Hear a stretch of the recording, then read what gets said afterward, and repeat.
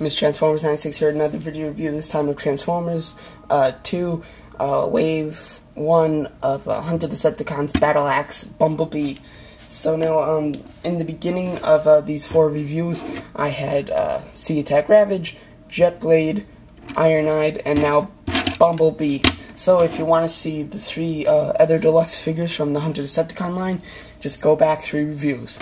So now we're talking about Bumblebee. I did him last because of his such complex, just really hard transformation. He's like a level 4, I believe, and just really hard, really a level 4. So if you're, I don't know, a parent watching this to think about getting this for your kid, it might not be too great because this is just really hard to transform. I was almost dreading doing this review, although he is an amazing toy. So this Camaro is very nice. It very much looks like the Camaro.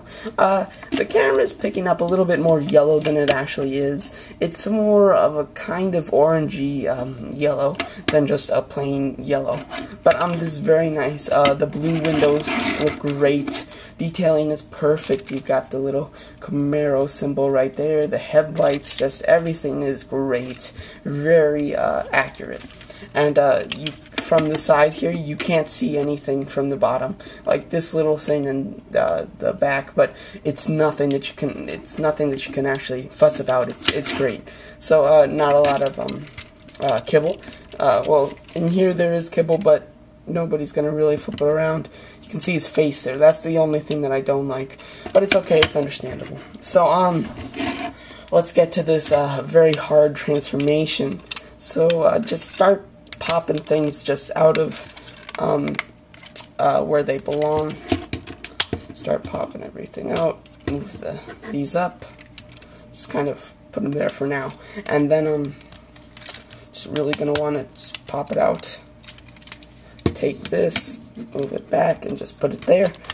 And now with this out, kind of get these panels out of the. Get these panels just out of the way, so that you can move some stuff, and then move down the feet. Kind of move this up and split them. Kind of move these panels up a little bit, or however much you want for it's personal preference. And then his feet are revealed.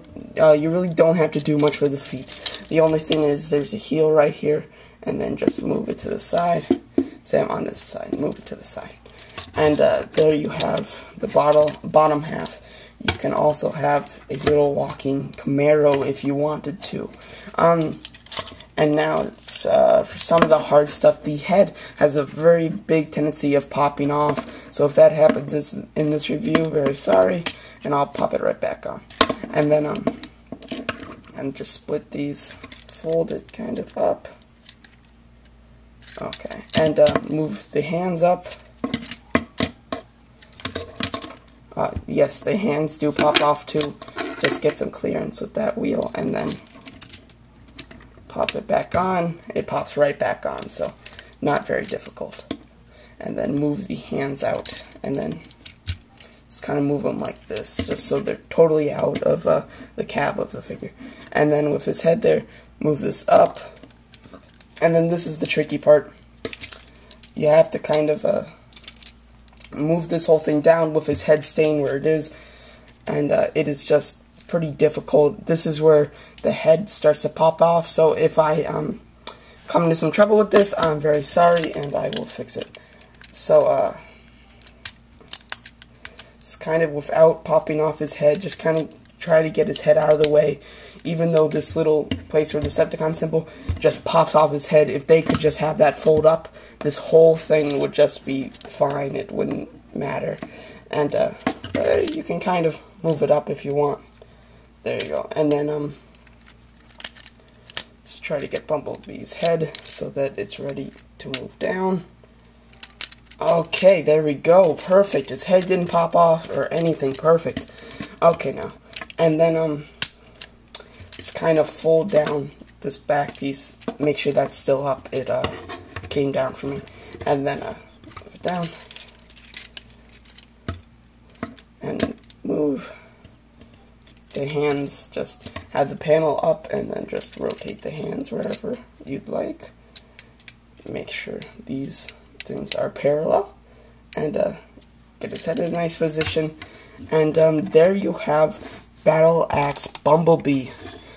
Amazingly, this is the first Bumblebee I have. I just started collecting Autobots, but I have tons of Decepticons. So now, this is just a great figure. One of the things that I love about it is his feet. His feet are just amazing looking. They look so awesome. They're very stable. He's got some big clown feet, so you know you can get him in some really elaborate poses without him falling over because of his feet. So now let me get to one thing here. His shield. Now this shield is a big pain because once it is like locked back in here with his face, as you can see, the head popped off. But you're just gonna want to kind of fiddle with the face mask. It took me like 10 minutes when I was trying to get his head down because I didn't want to break it, but there's really just nowhere that you can kind of like put your fingers to pop it down. It is very, very difficult, and just a real pain. Just really, if you have any tips on what could make this easier, I'd really love to hear it, because this is just annoying. Super hard. Let me just get the face back. Okay, I'm gonna skip the battle mask, but if he had his battle mask on, it would look just like this. And the battle mask just looks really awesome, and I like to display it in battle mask, and as you can see, it just looks great. So now, oh, one thing, rotate these down on both sides. Rotate these down. And the reason that they call him Battle Axe is because when you press this button, a little axe pops out. A very nice kind of laser axe right there, but it is pointed the wrong way, which I thought was very poor on Hasbro's part. They could have easily just rotated it and it would have been good, but I guess they screwed up. I don't know what happened, but it is facing the wrong way, so I don't know.